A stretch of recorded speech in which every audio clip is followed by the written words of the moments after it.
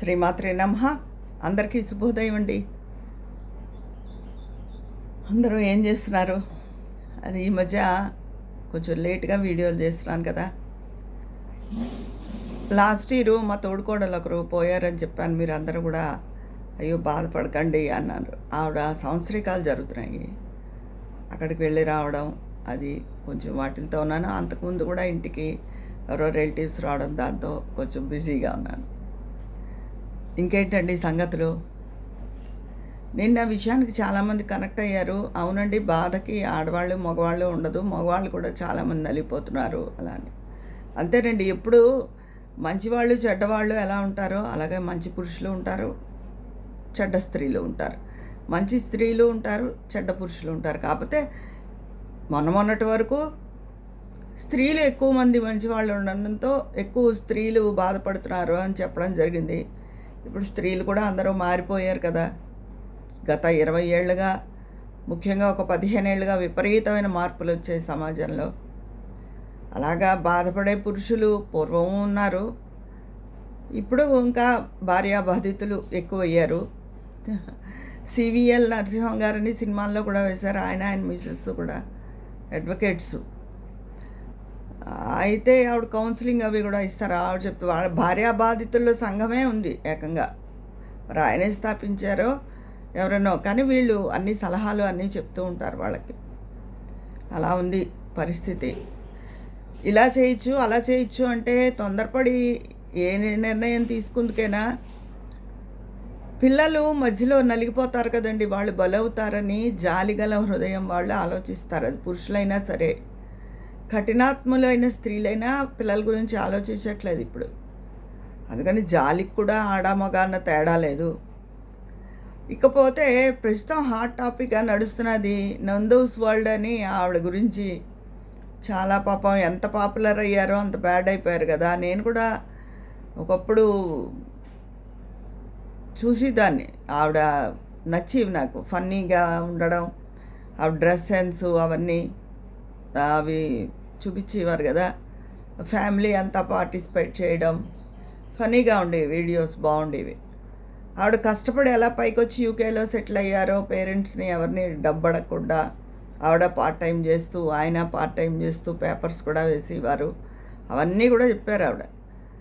మరి ఇప్పుడు మంచిగా సెటిల్ అయ్యి చాలా బాగున్నారు. ఇలాంటి టైంలో ఎందుకు ఇలా ఇరుక్కున్నారో అని చాలా ఆశ్చర్యంగాను, డబ్బు పట్ల అంత అత్యాశ ఉండకూడదని కోపంగాను, అయ్యో ఇంత మనం చూసి వాళ్ళమే ఈవిడ ఇలా బ్యాడ్ అయిపోయింది. న్యూస్ ఛానల్స్లో కూడా వచ్చేస్తుంది. యూట్యూబ్లో అయితే కొన్ని రాంగ్ అనుకోవచ్చు, కానీ న్యూస్ ఛానల్స్లో కూడా చెప్పడం జరిగింది. బాధగాను అనిపించింది. ఏదైనా చేసింది చాలా తప్పు. ఎవరికి డబ్బు మీద అంత అత్యాశ ఉండకూడదండి. ఇలాగే అంత పేరు తెచ్చుకుని ఒక్కసారి పాతాళానికి వెళ్ళిపోయినట్టు అయిపోయారు. ఈ మధ్య రీసెంట్గా సినిమాలో కూడా వేశారుగా. అసలు సినిమాలో అయిపోయినా వెల్ సెటిల్డ్ ఆల్రెడీ. అలాంటప్పుడు ఎందుకు ఇంత అత్యాశ? అదొకటి బాగాలేదు పద్ధతి. మాన్సూన్స్ వచ్చేసాయి, ఇంక వర్షాలు వచ్చేస్తాయి అంటారు. ముందు హైదరాబాద్ అటువైపు వస్తాయి, రాయలసీమ అటు, నెక్స్ట్ ఆంధ్రాకి వస్తాయి. ఇంకా ఎల్లుండి రేపటి నుంచి మృగశిర కార్తె, రేపు ఖచ్చితంగా వర్షం పడి తీరాలంటారు. ఎందుకంటే రేపటి రోజున వర్షం పడితే ఇంకా వర్షాలు పడుతూ ఉంటాయి. రేపటి రోజున పడపోతే మళ్ళీ జూలై 1 వరకు పడవుట. అదొకసారి నేను అలా పెద్దవాళ్ళు చెప్పింది నేను నిదర్శనంగా కూడా చూశాను. అందుకని రేపు తప్పకుండా వర్షం పడాలని కోరుకుంటున్నాను. ఎందుకంటే వాతావరణం చాలా ఎండగా వేడిగా ఉంది. అందులో బయటికి వెళ్ళి రావడం, అక్కడ భోజనాలు, మళ్ళీ ఇంటికి వచ్చి చాలా ఉత్కృష్టంగా ఏమన్నట్టు హైరాణగా అలసట అయిపోతున్నట్టుంది. మళ్ళీ నేను ఇంటికి వచ్చి నాన్నగారి పనులు అవి చూసుకోవాలి కదా. అది నాన్నగారి పనులు అంటే పనులు చేయడానికి నాకు ఎప్పుడూ ఇబ్బంది ఉండదండి. మా నాన్నగారికి బాగా చాదస్తం ఎక్కువైపోతుంది ఒక్కొక్క సంవత్సరం పెరిగే కొద్దీ.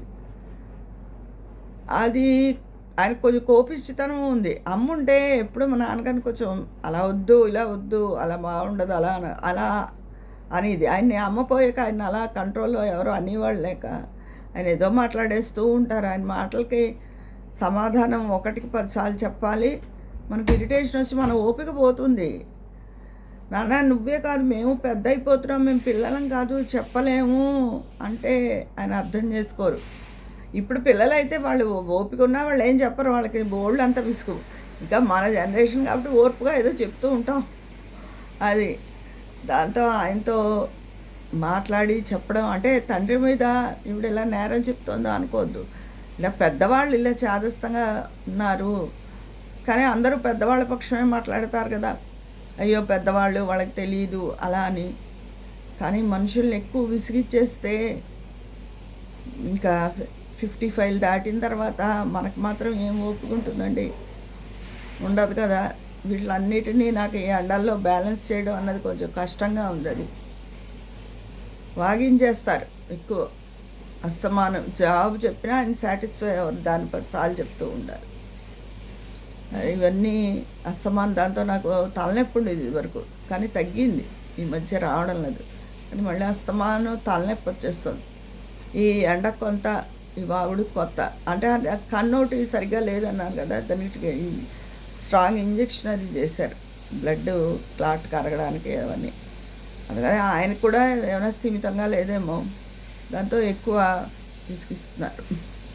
ఎవరి బాధ వాళ్ళది. ఏమైనా అందరి ఆరోగ్యాలు బాగుండి అందరి మనస్థితులు బాగుండాలి అని సదా ఆ పరమేశ్వరుని కోరుకుంటూ ఉంటాను. అది అంతకు మించి మనం ఏం చేయలేము, ఎవరిని మార్చలేం, పిల్లల్ని మార్చలేము, ముసలాళ్ళని మార్చలేము, ఎవరిని మార్చలేము. మనం అందరం మధ్యలో బలేదు మన జనరేషన్ వాళ్ళే అని నేను ఎన్నోసార్లు చెప్తూ ఉంటాను. ఇవ్వండి ఈ సంగతులు. ఎప్పుడూ ఎవరో అత్యాశకు వెళ్ళకూడదు. అంత పేరు తెచ్చుకున్న నందూస్ ఫ్యామిలీ చాలా నచ్చేది నాకు. వాళ్ళు అలా బ్యాడ్ అయిపోవడం కూడా చాలా బాధ కలిగిస్తుంది. వాళ్ళ అత్యాశ మీద కోపం వస్తుంది. ముందంతా ఫేక్ న్యూస్ అయితే బాగుండు అనుకున్నాను, కానీ న్యూస్ ఛానల్స్లో కూడా వచ్చేసి ప్రూఫ్లతో సహా వచ్చాక కొంచెం నిర్ఘాంతపోయాను నేను. అంటే మనకు ఎవరికైనా ఏదైనా అభిమానం వస్తే ఆ మాట వాళ్ళ మీద ఏదైనా చెడ్డ ప్రచారం జరుగుతుంటే అది అబద్ధమైతే బాగుండని అనిపిస్తుంది కదా, అందుకని. ఇవ్వండి ఈ సంగతులు. మీరు అందరూ ఎలా ఉన్నారు? గౌరీ గారు అయితే ఆవిడ సత్యబాల గౌరీ గారు, గౌరీ సెట్ అమెరికా సత్యబాల గారు ఆవిడ చేస్తూ ఉంటారు. ఆవిడ బెంగళూరులో నేను హాయిగా ఉన్నాను చల్లగా అని మెసేజ్ చేశారు. పోలేండి, ఒకళ్ళైనా ఎండలకు బలవకుండా మన వాళ్ళు ఉన్నారు. హిందూ గారు అయితే ఫంక్షన్స్ హడావిడిలో తిరుగుతున్నారు ఆవిడ, అది సంగతి. తిరుపతి, చెన్నై అవన్నీ తిరుగుతున్నారట ఆవిడ.